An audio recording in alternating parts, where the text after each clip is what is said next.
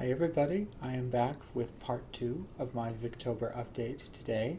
Um, Yesterday I went over a couple of the books that I had finished, and today I have unfortunately only one that I actually finished. The rest of them I got a good, well, a decent chunk out of, but yeah, I hope to finish these pretty soon. I do want to finish these soon, but not for the moment.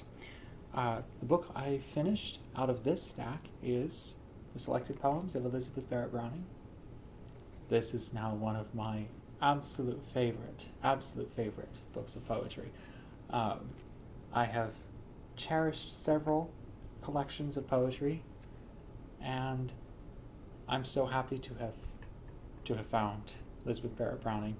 I wanted to, at the beginning of this month, start reading her because I have read her husband, who was a marvelous poet. I will say he was a phenomenal poet. But I don't know, there's something a little bit fresher about her poetry than about his. I actually just last night went over a couple of his poems for the fifth or sixth time. And while they were very good, while they are engaging, they are interesting, I did not get quite the same feeling from them that I got from these. The same thrill, the same energy is not quite, so far as I can tell, in at least the poems I went over last night, it's not present. She has so much energy in her poetry, and I love this book so much. I love this book so very much. So there's that one. I finished this one and couldn't help myself. Next, I have George Eliot's Middlemarch.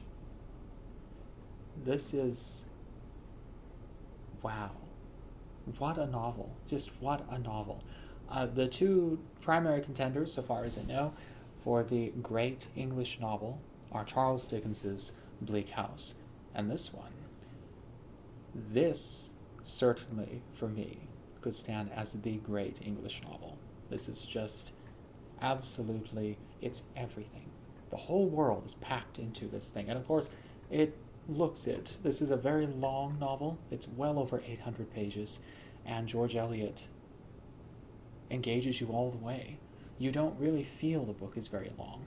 You're not intimidated going into it. This is not intimidating, not at all. It is just pure life. Everything in life is here. So if certainly if that's what you're looking for in a novel, you will find it in this one. I love it. I love it. I love this. And I can't wait to finish it. I do really want to finish it. Then I have the Princess Casamassima by Henry James. Wow. Every time I pick up Henry James, I read another sentence of his. Of course, an entire piece or an entire story. It's as if I fall in love with his ideas, his prose, his method, everything all over again. Henry James is just, he's one of those writers that for me will never, ever die. There is I cannot see any possible reason why he should, in the way Robert Louis Stevenson has, in the way Rudyard Kipling has, lose interest for me, lose fascination. There's so much in Henry James to sink into, to take with you. If you decide to pick Henry James up, any one of his stories, any one of his novels, any one of his essays, there's a lot you take with you from any piece he's written. And you have to read him. You have to read him. If you haven't already, you have to read him. Try him out. And then finally, I got to this thing about 2.5 weeks into Victober, I think. And it's just, I've read a few of the stories in it, it's just fun. It's a fun book to have. You need it for Halloween, and it helps that Victober is in Halloween, so it's the perfect book. Great ghost stories. 101 Terrifying Tales. This is just, it's just cool. I like this thing. The ghost stories, and they are indeed all certainly ghost stories. They range from the philosophical poetical to the intimate, the tragic, the downright chilling, and the weird. I mean, there's a lot in this that just, it gives you the entire picture of what a ghost story can be. There are so many different ways of writing a ghost story, and as a writer, looking at how many different approaches there are to one kind of narrative, it's very fascinating. It's a very fascinating thing. And having it all in one place is just so very convenient, so very, well, that's mainly the thing. It's incredibly convenient. And this is 689 pages long, but none of the stories exceed, so far as I could tell, none of them are really over maybe 12 pages, 10 to 12 pages. So not bad at all. This is a very good little thing to have. There's one story in here that I read in which the ghost takes the form of a spider, and it's quite something. The ending too is it's very weird, but it's weird in certainly the way that an Edgar Allan Poe story is weird. There's it does give you a little bit of goosebumps, just a little bit of goosebumps, and I enjoyed this a lot. So yes, that is the official wrap up. But now I just thought that to give you a little idea, just a little idea, as to what each of these books is kind of about, as to where the writers are coming from with them, I would just read you a tiny bit out of each one. For instance, right here, I have the Princess Casamassima. This is Henry James, and this is such a marvelous book. It really is just such a marvelous book. I'm just going to read you this tiny little part from page 44 in my Library of America edition. If she thought Miss Pincett's eyes suspicious, it must be confessed that this lady felt very much upon her guard in the presence of so unexpected and undesired a reminder of one of the least honorable episodes in the annals of Lomax Place. Miss Pinsett esteemed people in proportion to their success in constituting a family circle, in cases, that is, when the materials were under their hand. This success, among the various members of the house of Henning, had been of the scantiest, and the domestic broils in the establishment adjacent to her own, whose vicissitudes she was able to follow as she sat at her window at work, by simply inclining an ear to the thin partition behind her. These scenes, amid which the crash of crockery and the imprecations of the wounded were frequently audible, had long been the scandal of a humble but harmonious neighborhood. James goes right into the mind of his character. Every single character in Henry James is quite complete, and he definitely does. He puts you directly into their psychology. It's half of the hypnotic experience of Henry James. You are certainly immersed at all times, and when you hear those sentences, you hear that language, it's constant. You are fully enveloped in the English language when you are reading Henry James. It's a fascinating experience. Then we have George Eliot's Middlemarch. This is one of the lively little parts of the book in which Celia and Dorothea, the two primary female characters, are having a little argument.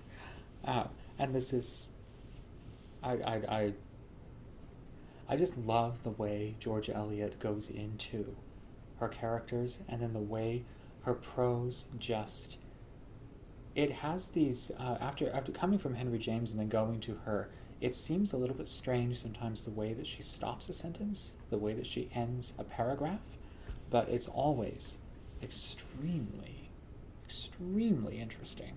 And it keeps you reading on and on and on. It's very hard to put this thing down. Okay. Celia thought privately, Dorothea quite despises Sir James Chetham. I believe she would not accept him. Celia felt that this was a pity. She had never been deceived as to the object of the baronet's interest. Sometimes, indeed, she had reflected that Dodo would perhaps not make a husband happy, who had not her way of looking at things, and stifled in the depths of her heart was the feeling that her sister was too religious for family comfort. Notions and scruples were like spilt needles, making one afraid of treading, or sitting down, or even eating. I mean, isn't that marvelous? That's just, I mean, when George Eliot, Marianne Evans, stops a narrative for the moment to do things like this, this is really where the gold of the book is. All these little pauses in between responses, one character to another, in between actions. They're gold. They're absolute gold. And, I mean, if you're not, I suppose one who isn't accustomed to reading Victorian fiction, to reading anything from the 19th century, with its digressions large and small, with its very detailed kind of observation, it can be a little bit, I guess at first, it can be a bit off-putting, but you get used to it, no matter what. I mean, whatever kind of a reader you are, you go into this first 20, 30 pages, you get used to it. And once you get used to it, once you are into the rhythm, there's just no stopping. It's just, I mean, how do you stop? It's just so good. And then, let's see here, this ghost story thing. I've got here, for instance, this is from, okay, in Cropsburg Keep, and it's by Ralph Adams Cram, and I had not heard of him before this, and I haven't really looked him up, so if you know him, then excellent, tell me about a little bit more. But this is my first encounter with him, and I did enjoy this. This is an example of his way of telling his story. This is near the end, but it doesn't really spoil anything. You have to read around it to know exactly what's going on. So here we are. Perfect silence, perfect darkness, not a breath, not a sound, the dead stillness of a long-sealed tomb. Rupert lay on his back, stunned, helpless, his pistol clenched in his frozen hand, a smell of powder in the black air. Where was he? Dead? In hell? He reached his hand out cautiously. It fell on dusty boards, outside far away. A clock struck 3. Had he dreamed? Of course. But how ghastly a dream. Isn't that fun? That's just that is just a lot of fun. A really lot of fun. I already read a poem by Elizabeth Barrett Browning a couple of days ago, but I would like to read just a little bit yet again from her Gossip Greedy Windows. I loved this. I really, really did. I honestly have never read very much political verse, so going into this was the only political verse really I've come to know in any intimate way at all is what little of W.B. Yeats's there is in my collection of W.B. Yeats's poetry. He is political in so many different ways, but he was a symbolist. So you get this everything's hidden behind a metaphor. And it's a beautiful experience reading him. Elizabeth Barrett Browning is a little bit more direct, but never, not ever, less interesting. Here she goes, page 251. This is one of my favorites. Okay, here we go. If any should, because of some stiff draperies and loose joints, gaze scorn down from the heights of Raphaelhood on Cimabue's picture, heaven anoints the head of no such critic, and his blood the poet's curse strikes full on, and appoints to ague and cold spasms for evermore. A noble picture, worthy of the shout wherewith along the streets the people bore its cherub faces, which the sun threw out until they stooped and entered the church door. Yet rightly was young Giotto talked about, whom Cimabue found among the sheep, and knew as gods no gods, and carried home to paint the things he had painted with a deep and fuller insight, and so overcome his chapel lady with a heavenlier sweep of light. Isn't that just so neat? Oh, I had to do that today. This had to.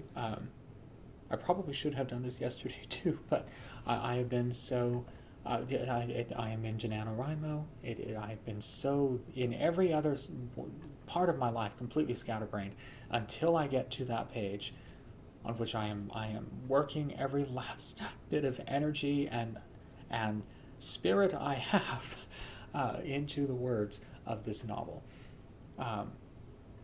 I will probably in a week or so give you a little bit more about the book. I'll have a little bit more of it, of its first draft finished, so I'll be able to well, I'll know a little bit more about it myself. As much as I have planned it, as much outlining as I have done, there are still so many things. I'm still, I guess you would say, discovering about my story. Not really discovering. It's that I'm I must confess it's simply that I'm seeing so many loose ends that I have to tie up that I'm having to invent material to do so. I'll get back to you in about a week with a little bit more of the story of my novel. I will likely have an official synopsis of my material up to that point written down. I'll have more of that done. So, yeah, I hope that you guys are having a wonderful nonfiction November. I have been in snippets between, during little breaks or during dinner time, reading bits out of my, for right now, it's mainly my Harold Bloom books, Possessed by Memory and the American Canon. And I'm enjoying those very much. I'll give you a nonfiction November update very, very soon. And until tomorrow, for which I have no material really figured out yet, I hope that you all have a wonderful night.